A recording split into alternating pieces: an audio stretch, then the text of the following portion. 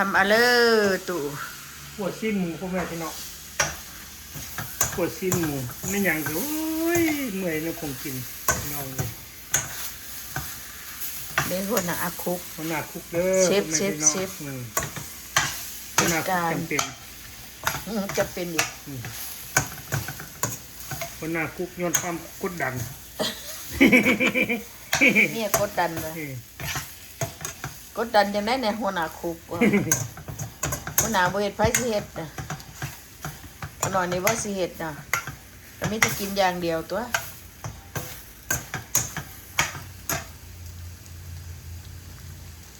มาแซ่บๆนำกันพี่น้องเอาอัดปกติฟ้าเอาโอ้ลืมผ่านฟ้ามาอัดเป็นมันหอมปลาตัวนี้กับตัวนี้กับหม้อตัวนี้ปรับพอดีเลยว่ามันใหญ่นี่บ่ได้ซื้อเพราะมันยากแม่นบ่เฮ้ยอัดไปจะได้เนาะบ่อยเห็นนะเป็นจังไดเฮ้ยเป็นจังไดเป็นยังไงเป็นยังไงเป็นยังไงพระเบิกประเทศคุกอันขวาหมูจะไปกินการมาขวเขาแกงหมูขวฉีดหมูนี่แหละมาคนละคน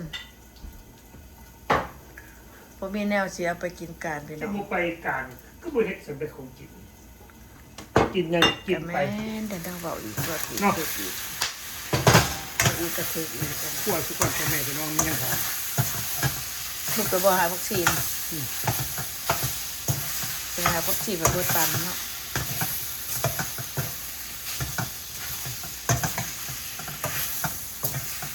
ไม่ได้ใส่อย่างดอกพ่อแม่พี่น้องเต็งนัวในกะไม่อยากให้คนหนึ่งคนมันลืมเลยแต่ก็น้ำซักหอยพ่อแม่พี่น้องก็ไม่ตัวนี้แหละเรื่องขวดเลยแต่หลายอย่างมันก็บดแซ่บเนาะขวดธรรมชาติไปบ้านเฮานี่แหละธรรมชาติ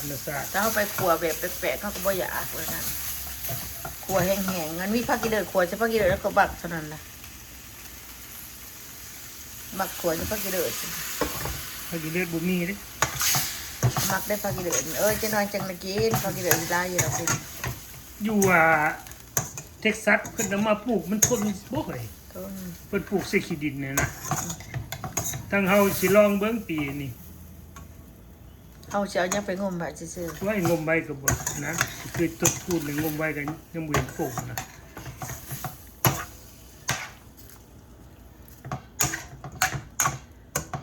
เอาไว้เปิดไว้ใช้พังมากินน้ำกันพี่น้องมันเป็นตาแสบบ่เขาจะบางคนก็จะมักใส่ผงกะดีบ่มักใส่สีเหลืองกันบ่บ่มักได้มันคือว่าจะขิวเนาะบ่กินมันขึ้นจังหน่อยกันเลยขึ้นมันหุ่มจังหน่อยเด้อพ่อแม่พี่น้องติดตาม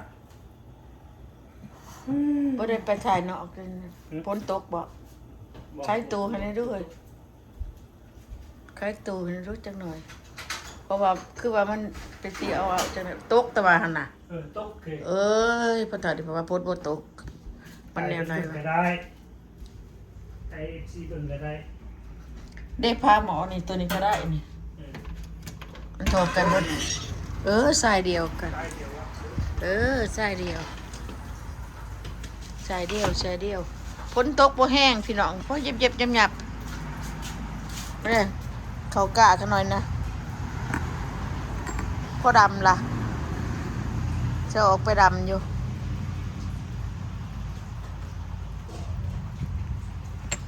ฝนตกโอ้พอดีต้นไม้ห่อนจำเลยนะพอสีเป็นดวงใดตกลายๆในกระบอกแห้งๆในดิ้นแย่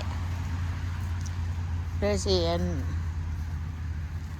บักสะลอยขนาดปลูกนั่นได้ขนาดปลูกได้ยังพัฒนาบักเกินเนาะแม่นบ่ขนาดปลูกบ่ได้หลาย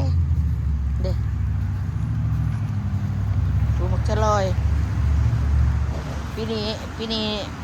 ลงทุนเองผัวบ่เฮ็ดลงทุนเองกระโดดปลูก3 แถวเพิ่นบ่ปลูกให้ปลูกเองปีนี้ เอาพยางมาปกจะสิได้ปลูกบนขี้ขาดลูกหญ้าก็สิว่าปลูกจริงขนอยขี้ขาดลูกหญ้าโอ้หญ้าตัวนี้ก็ว่างามแท้ล่ะ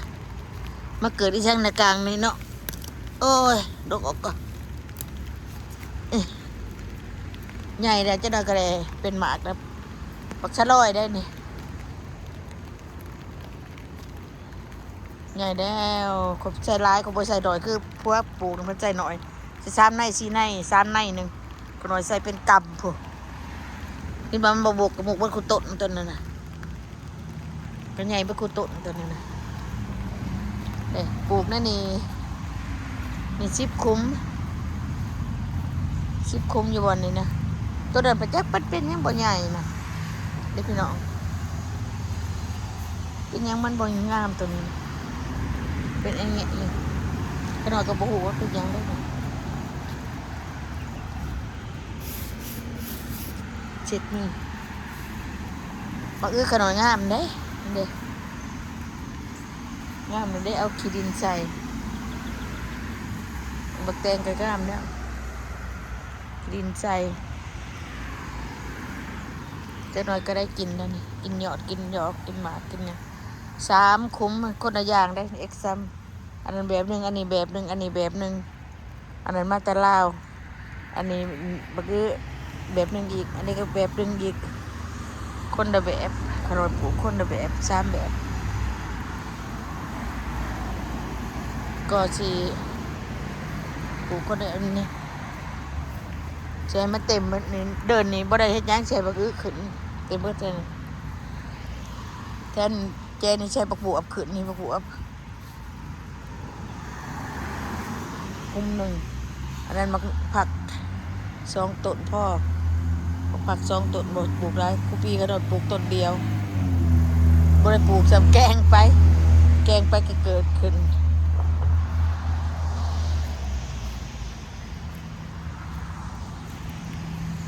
มันเกิดหลายเด้โรงพยาบาลเขาน้อยว่าจะใกล้กับปลูกหลายปีใน2 กอ2 บ่อนปลูกใหญ่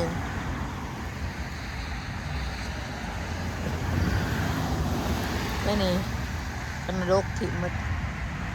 กระเทียมมีวันนี้มันเป็นดอกอ่อนๆจะนอนมันก็แก่แล้วนี่พุดเดียวแก่ไว้เลยพี่น้อง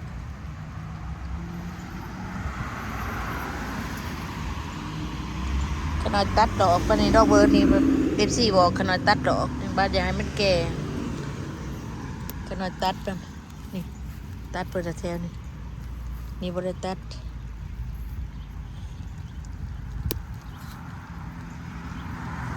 ขนาดก็บ่อยากมันเกิดนี่นั่นมันวิลาเป็นดอกถิ่นบ่อยากอันมันแก่แล้วมันตกลงแล้วมันเกิดอีกหลายกว่าเก่าขนาดก็บ่อยากมันเกิดดอกถิ่นแต่เราตัดถิ่นตัวนี้บริตัดตัวนี้มันต้นใหญ่หัวใหญ่อะไรบริตัดแต่ปลาไปพักบัวก็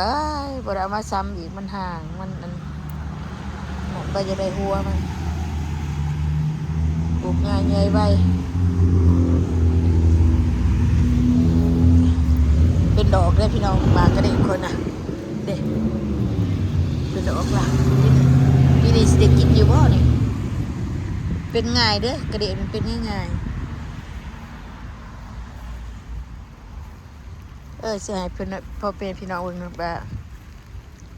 หน่อไม้ก็ได้ใหญ่อันติดเด่นนี่เด้เอามากอเดียวดำเดียวเป็นนอเป็นดอกละเป็นยอดละ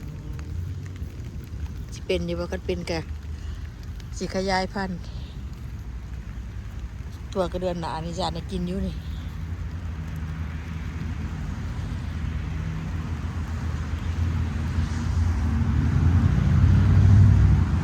โอ้หมากอันนี้เป็นหมากแล้วล่ะเป็นหมากแล้วพี่น้องเด็กสิได้กินอยู่ได้เด็กหมากกันเลยเดี๋ยวมันก็แก่ข้างในก็มีเด็ก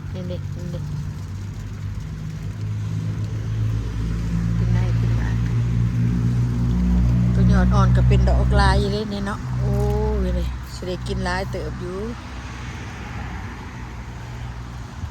มันเป็นได้หลอกดอกผุๆอยู่แถวนี้บักทั่วก็สิเอาขึ้นนี่คือกันนั่นล่ะปลูกบักทั่วใช้น้ำแน่สิข้างบักทั่วบัดปิเกณฑ์ก่อนนี่เป็นเครือบ่ได้ถ้าได้มีเครือถ้าได้มีข้างสิเป็นหนออักแล้วเนี่ยบ่ได้แม่นหยังได้เนี่ยเป็นไว้หมดเดี๋ยวก็เป็นแล้วปลูกบ่ได้กินพี่น้องเอ้ยพี่น้องเชื่อบ่ขน้อยเอาบักพริกมาปลูกเบิ่งเด้อออกอันแต่เบี้ยในมาเพราะก็ใส่รถนี่เอามาปลูกนี่เบี้ยในได้นี่โอ้ตัวนี้ยังใหญ่เบี้ยในทั้งนั้นนี่ใหญ่เลยบ่ได้ปลูกได้น้อยหนึ่งปลูกน้อยเดียว2 4 6 8 9 10 ต้น บ่มีหยังดอกปลูกกันใบกินบักพริกดิบเบิดได้นั่นก็บ่กินอันบักพริกอันชุกคันมีอยู่ในตู้เย็นบักละลายละสิกินแต่บักพริกดิบซื่อๆอันนี้ข่อยก็จะได้กินนะพี่น้องได้พักตำลิงใหญ่ละไม่หยังอันนี้คือมันเป็นขาวๆนี่พอเอาหยังมาใส่มันไม่หยังเอามันมาใส่นี่ขาวๆนี่เอาหยังบูมาใส่จะเกิดเห็ดบ่เห็ดปวกก็มีดอกเดียวปวกก็มีดอกเดียว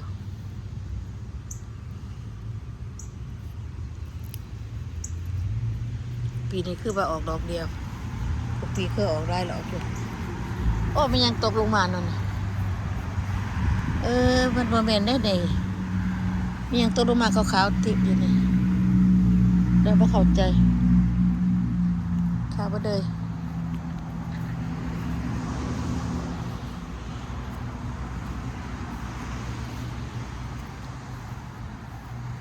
อันนี้ก็บ่ได้เอามาใส่พ้นใส่หุ่นพร้อมก็ได้อันนี้ก็บักทั่วบอกว่าบ่ให้ปลูกไกลเฮือนแล้วก็ปลูกเดี๋ยวโตน้ำไปหดพัก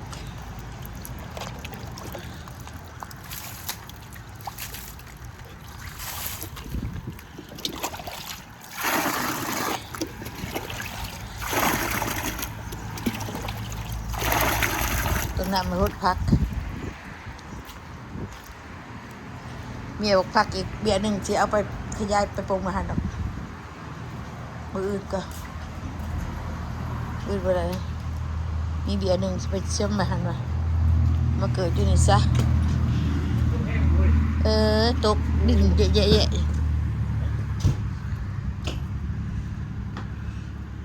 เขียดบ่นี่เป็นเขียดแต่โอดบ่นี่วะ เขียดมันนั่นยัน ในมันเหาะโอดเขียดบ่ผัวเขายะอันแน่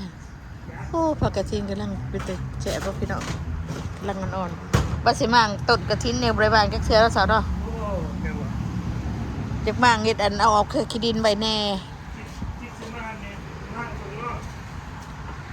มื้ออื่นบ้างบ่ได้แล้วเพราะว่าเฮามีเบียกอยู่คนที่มาเฮือนนี่ ที่นี่แหละ มื้ออื่นนี่ก็จะมา